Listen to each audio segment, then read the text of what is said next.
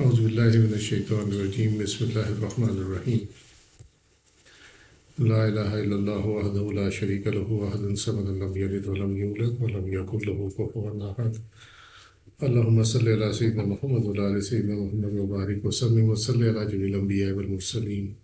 السلام علیکم ورحمۃ اللہ وبرکاتہ۔ کتاب الصوم رد المحتاط یعنی فتاوی شامی میں 2 درس پہلے ہم نے ایک ذکر کیا تھا جبر سے متعلق۔ اس میں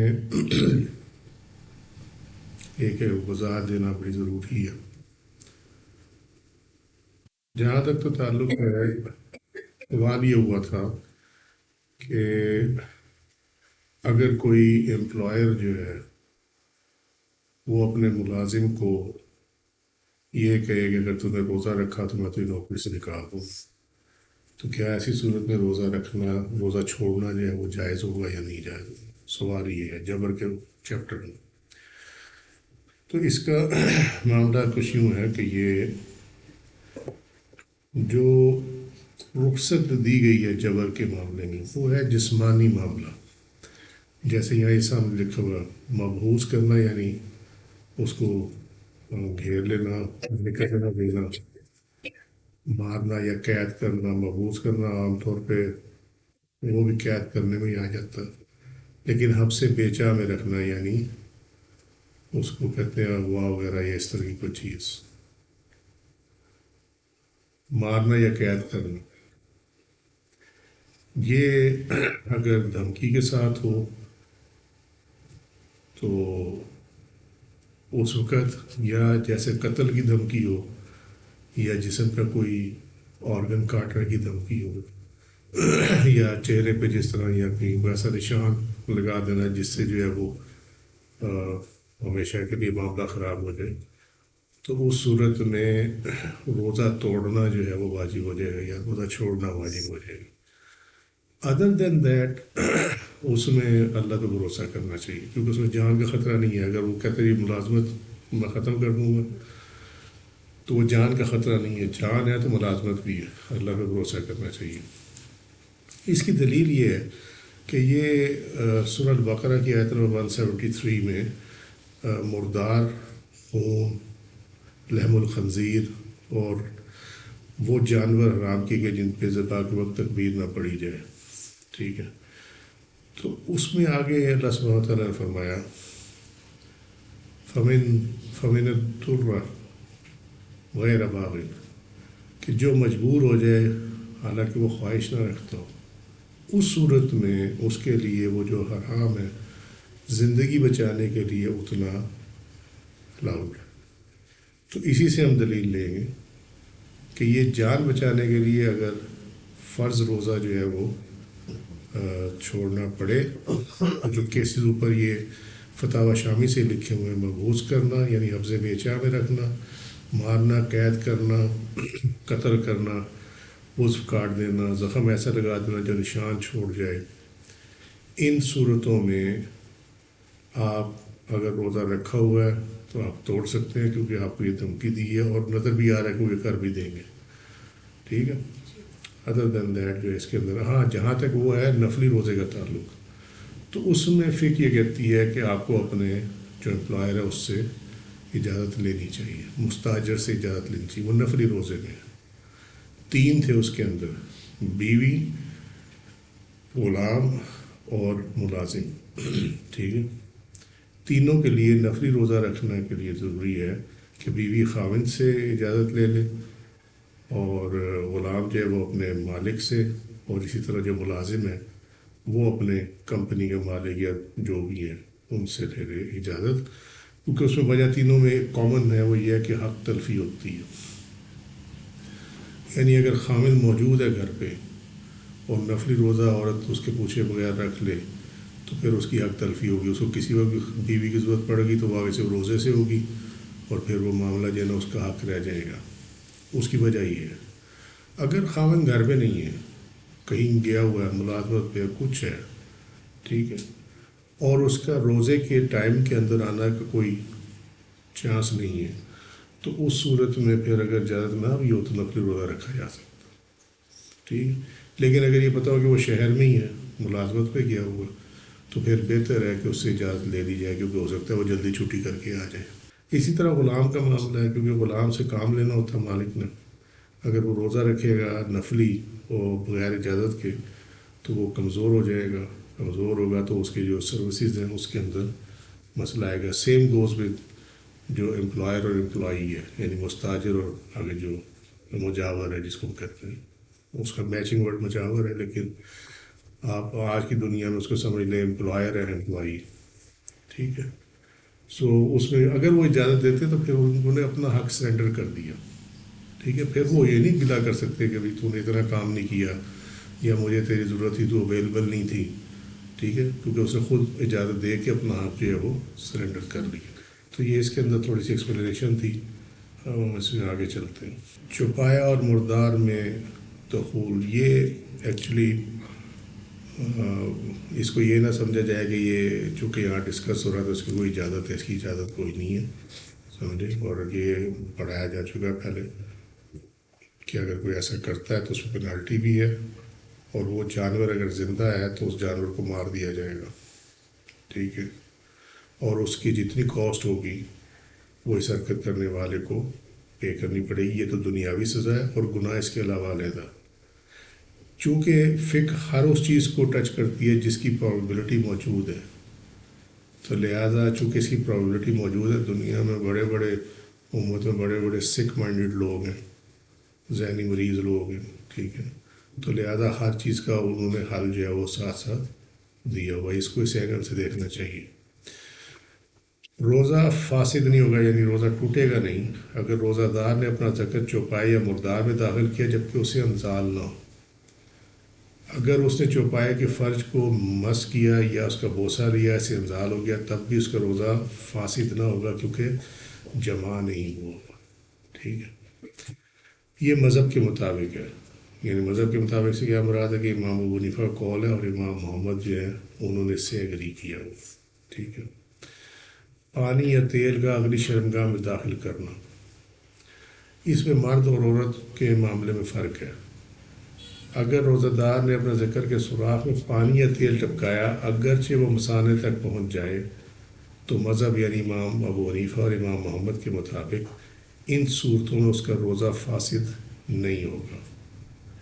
امام ابو یوسف کے نزدیک روزہ ٹوٹ جائے گا. اب اس میں اختلاف میں فرق کیا ہے؟ کیوں ہے یہ اختلاف؟ بنیاد یہ ہے کہ کیا مثانہ اور جوف کے درمیان، یعنی پیٹ اور مثانے کے درمیان کوئی منفذ ہے؟ تو تحقیق یہ ہے کہ یہ کوئی اختلاف نہیں ہے. اظہر یہ ہے، ظاہر یہ ہے کہ منفذ نہیں ہے، کیونکہ مثانے اور پیٹ کے درمیان کوئی ایسا ڈائریکٹ کانٹیکٹ نہیں ہے کہ جس کی وجہ سے پانی یا تیل جو ہے وہ چلا جائے. ٹھیک ہے. تو لہٰذا امام ابو یوسف کا جو یہ اعتراض ہے یہ والا اپلیکیبل نہیں ہے، اور امام ابو حنیفہ اور امام محمد کا جو ہے وہ اس کے اندر فتویٰ مختار جس کو ہم کہتے ہیں اڈاپٹیڈ ہے. ٹھیک ہے. کہ روزہ فاسد نہیں ہوگا. مثانہ میں بول یعنی یورین ترشیح فلٹریشن کے طریقے پر جمع ہوتا ہے، یعنی وہ کڈنیز کے ذریعے سے آتا ہے مثانے کے اندر. طبیب یہی کہتے ہیں، امام زیالعی نے یہ لکھا ہے اس کے بارے میں. اس قول نے یہ فائدہ دیا ہے، یعنی اس سے جو ہمیں اور فردر مل سکتی ہے چیز وہ یہ ہے کہ اگر وہ اعلی تناسل کی نلی میں، یعنی وہ جو پیشاب گاہ کی نلی میں باقی رہا تو پھر اتفاق روزہ فاسد نہ ہوگا، کیونکہ اس میں کوئی شک نہیں ہے، کیونکہ وہ پانی آگے موو بھی نہیں کیا. یہ نارملی ہوتا نہیں ہے، کیونکہ اتنی جگہ ہی نہیں ہوتی ہے کہ پانی اس کے اندر موو کرے. لیکن سم ٹائمز اگر کوئی مریض ہے اور اس مرض کی وجہ سے اس کی یہ حالت ہوئی ہے کہ اگر اگلی شرمگاہ میں پانی داخل ہو تو پانی اوپر موو کر جائے گا، تو یہ ایک علیحدہ بات ہے. تو اس سچویشن کے لیے بھی یہ دیا ہوا، ادروائز یہ نہیں ہوتا نارملی. روزہ دار عورت اگر اپنے قبل میں پانی یا تیل کے قطرات ٹپکائے تو بالاجماع اس کا روزہ فاسد ہو جائے گا، کیونکہ یہ عمل اینما کی مثل ہے. وجہ یہ ساخت میں فرق ہے. ٹھیک ہے. اینما میں کیا ہوتا ہے؟ اینما میں یہ ہوتا ہے کہ اگر جب وہ آپ یہ اینما دیا جاتا ہے تو اس میں کافی چانس ہے کہ وہ اوپر موو کرے گا. ٹھیک ہے. سیم گوز اس کیس کے اندر کہ اگر پانی یا تیل جو ہے وہ اگلی شرمگاہ میں داخل کیا تو اس میں چونکہ وہ اس میں اور مرد کی شرمگاہ کے اندر راستے کی جو فراخی ہے اس میں فرق ہے، تو لہٰذا وہ اوپر موو کرنے کا چانس ہوتا ہے، اس لیے اس کو کہا گیا کہ یہ اینما کے مثل ہے اور اس میں روزہ جو ہے وہ ٹوٹ جائے گا۔ رینٹ، تھوک، بلغم، اب مشکل چیز سے ہم نکل آئے ہیں، اب آگے چلتے ہیں۔ رینٹ سے مراد وہ رطوبت ہے جو ناک سے بہتی ہے، یہ ہم نے اس میں شرح سے بخاری میں کیا ہوا ہی۔ اگر روزہ دار کی ناک میں رینٹ اتر آئی، اگرچہ ناک کے سرے تک پہنچ گئی اور اس نے اسے کھینچ لیا یہاں تک کہ وہ حلق میں داخل ہو گئی، تو روزہ فاسد نہ ہوگا چاہے اس نے جان بوجھ کر ایسا کیا۔ ٹھیک ہے، وجہ کیا ہے؟ وجہ اس کی یہ ہے کہ یہ چیز جو ہے یہ طبیعت اس کو پسند نہیں کرتی ہے۔ ہم نے پچھلے جو دروس اس میں یہ دیکھا تھا کہ ایک ریزن یہ بھی ہے کہ جس کو طبیعت نہ چاہے، جو طبیعت پہ نارملی کراہت ہوتی ہے جس سے، اگر وہ چیز رہی ہے تو اس کا مطلب اسے شوق سے نہیں کیا۔ ٹھیک ہے، تو جب اسے شوق سے نہیں کیا تو اس وجہ سے اس کا روزہ جو ہے وہ فاسد نہیں ہوگا۔ یہ وہ رول یہی پہ اپلائی ہو رہا ہے اس جگہ پہ۔ سمجھ میں آ رہی ہے کچھ بات یا نہیں سمجھ میں آ رہی؟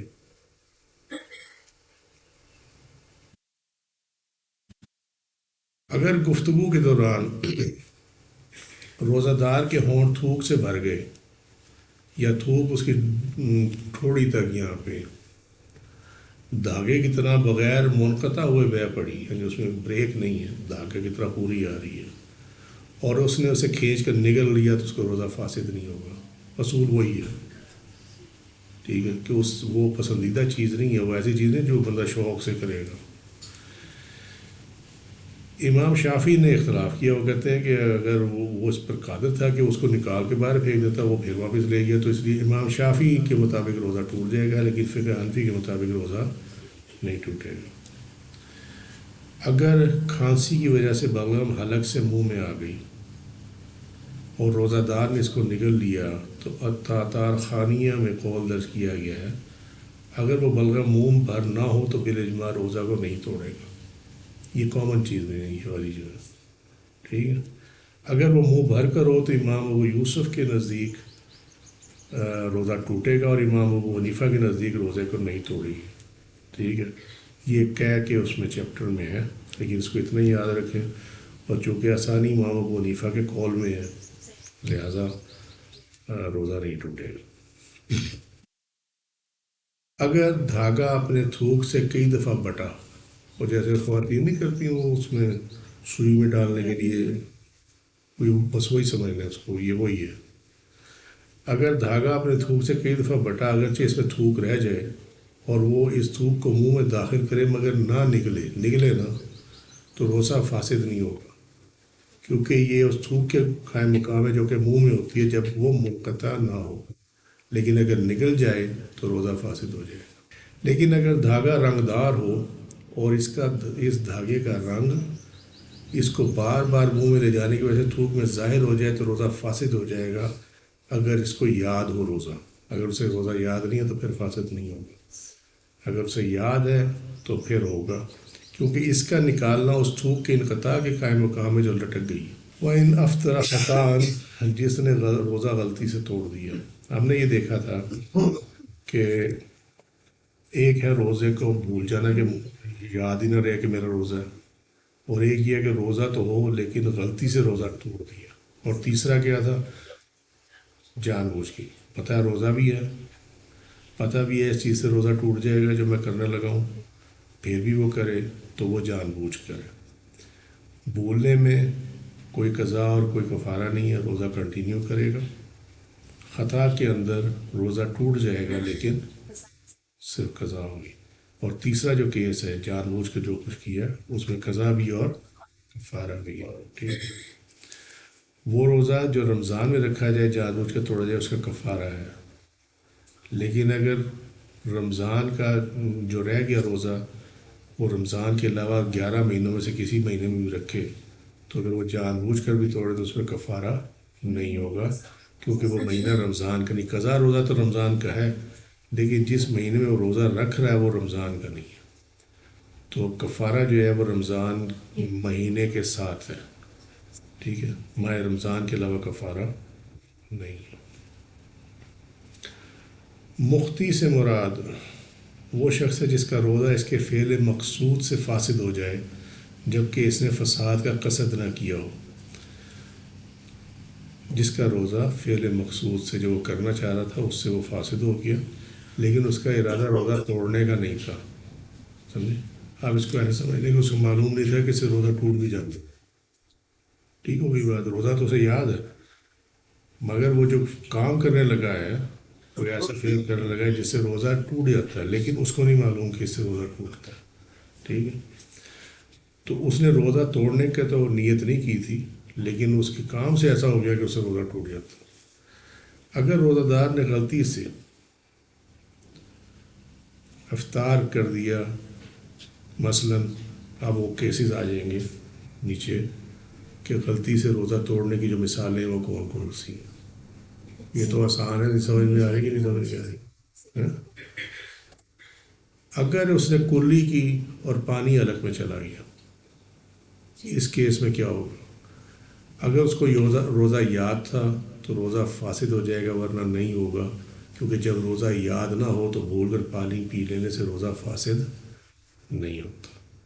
تو اس صورت میں بھی بدرجہ اولا روزہ فاسد نہیں ہوگا. ٹھیک ہے، روزہ یاد تھا تو روزہ ٹوٹ جائے گا، لیکن پانی غلطی سے چلا گیا. پانی پینے سے روزہ ٹوٹ جاتا، لیکن اس کا ارادہ روزہ توڑنے کا نہیں تھا. ٹھیک ہے، روزہ تو اسے یاد تھا، ارادہ روزہ توڑنے کا نہیں تھا، لیکن غلطی سے حلق میں چلا گیا. ٹھیک ہو گئی بات؟ اس صورت میں صرف جو ہے وہ قضا ہوگی، روزہ ٹوٹ جائے گا لیکن قضا ہوگی. ٹھیک ہو گئی بات؟ کفارہ نہیں ہوگا اس کے.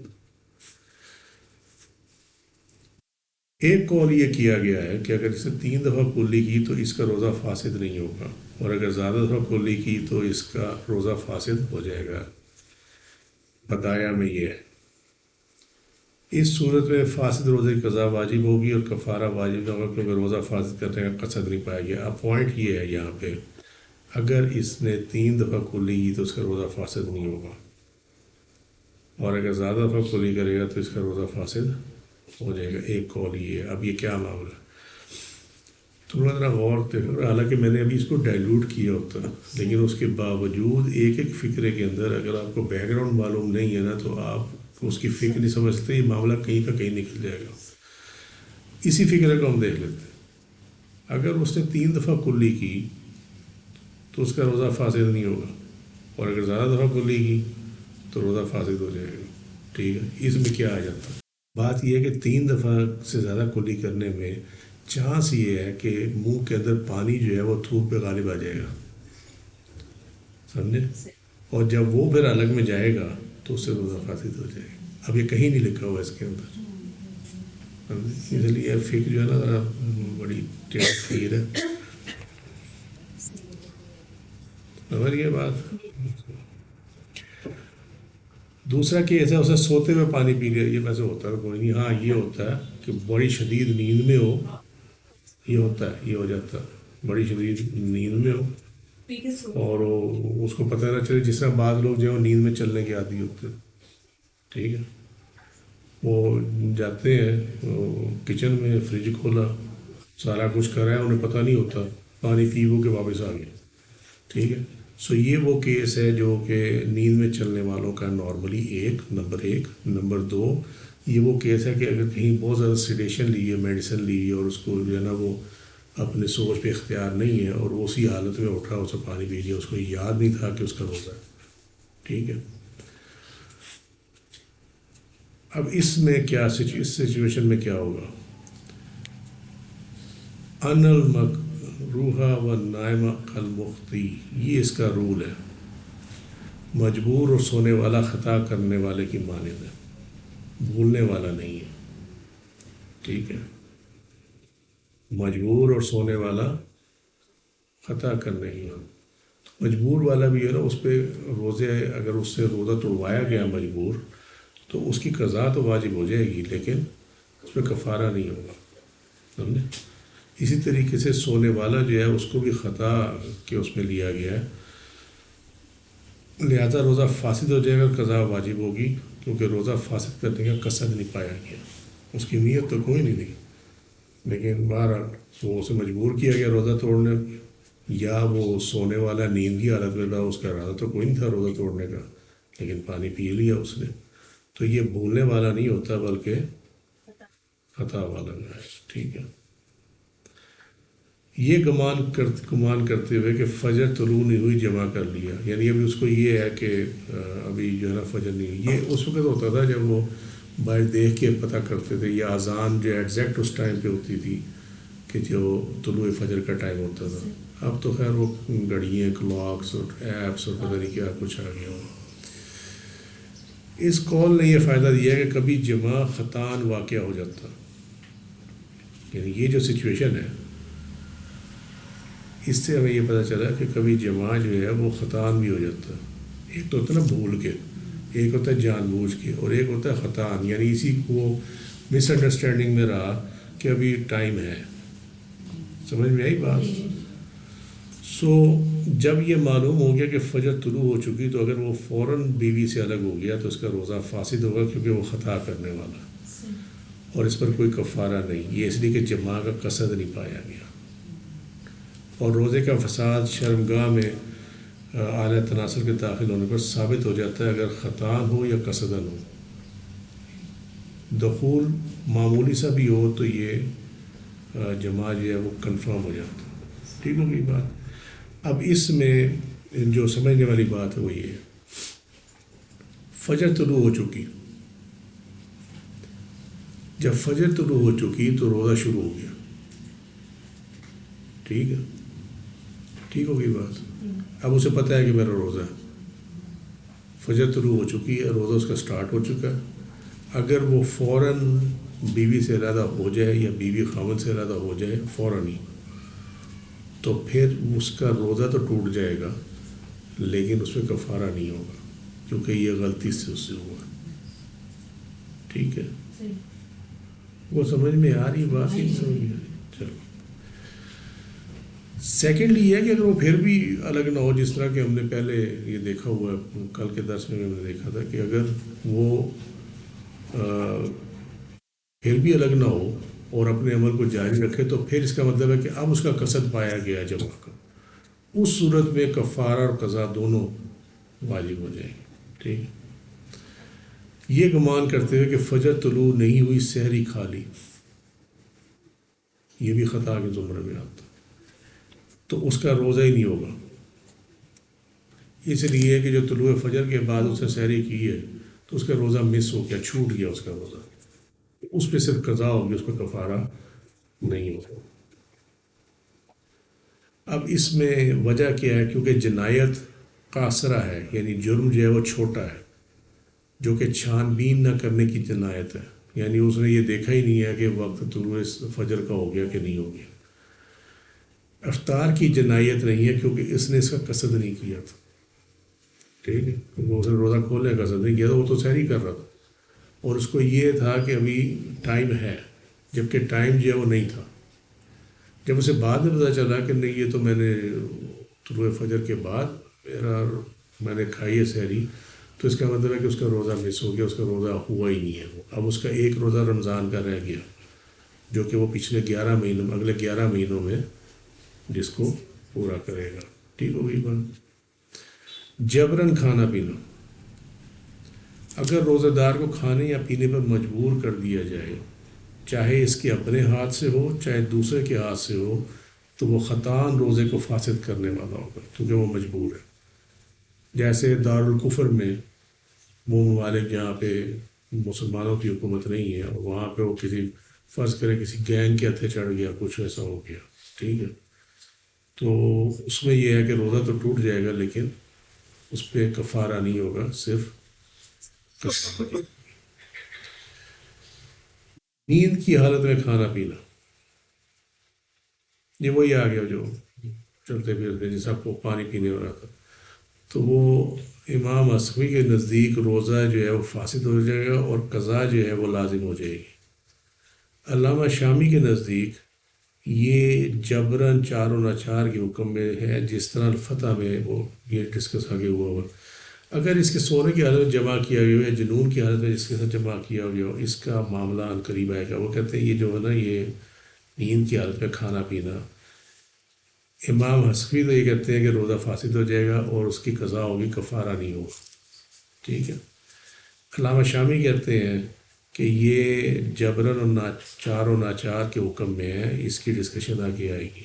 فی الحال اس کو اتنا رکھیں، آپ صرف اس کو یہ یاد کر لو تم لوگ کہ روزہ فاسد ہو جائے گا اور قضا لازم آئے گی، ٹھیک ہے۔ جبراً جمع کیا جائے روزے کی حالت میں روزے دار کے ساتھ، چاہے وہ روزے دار مرد ہو چاہے وہ روزے دار عورت ہو۔ امام ابو حنیفہ کے اس کے متعلق دو قول ہیں، ایک پرانا قول ہے اور ایک نیا قول ہے۔ پرانا قول جو ہے وہ اس کو چھوڑ دیا گیا، نئے قول کو اپنا لیا گیا۔ پہلا قول یہ تھا کہ روزہ فاسد ہوگا اور قضا کے ساتھ کفارہ بھی لازم ہوگا، پہلا قول یہ تھا، کیونکہ یہ عمل اعلیٰ کے انتشار یعنی اریکشن کے ساتھ واقع ہوتا ہے، اور اریکشن کا اختیار جو ہے وہ اختیار کی علامت ہے، یعنی اریکشن پہ اختیار ہوتا ہے، سمجھیے۔ لیکن پھر اس کے بعد آپ نے، کیونکہ وہ اختیار کی وجہ سے آپ نے کہا کہ اس پہ کفارہ بھی لگے گا، لیکن بعد میں آپ نے اپنے قول سے رجوع کر لیا اور فرمایا اس پر کوئی کفارہ نہیں، یعنی صرف روزہ فاسد ہوگا اور قضا لازم ہوگی، دیٹس اٹ۔ یہی صاحبین کا قول ہے، کیونکہ روزے کا فساد تو شرمگاہ میں اعلیٰ کے داخل ہونے کے ساتھ متحقق ہو گیا، یعنی روزہ تو ٹوٹ گیا، جب دخول ہو گیا تو روزہ تو ٹوٹ گیا، ٹھیک ہے۔ اب آگے بات کہ جب میں اس میں سے مجبور کیا جا رہا ہے تو مجبوری کی وجہ سے اس پر سے کفارہ اٹھ جائے گا، روزہ تو ٹوٹ جائے گا لیکن کفارہ اٹھ جائے گا، کیونکہ ہر وہ شخص جس کو اریکشن ہو وہ جمع کرنے والا نہیں ہوتا ہے، جیسے چھوٹا بچہ اور سونے والا شخص۔ آج کے لیے اتنا ہی۔ ہمارے بلاغ اللہ رسول والوں کے سبحانک اللہم وبحمدک اشہد ان لا الہ الا انت استغفرک واتوب الیک من ظلمت نفسی فاغفر لی فانہ لا یغفر الذنوب الا انت سبحان ربک رب العزۃ عما یصفون وسلام علی المرسلین والحمد للہ رب العالمین۔ السلام علیکم ورحمۃ اللہ وبرکاتہ۔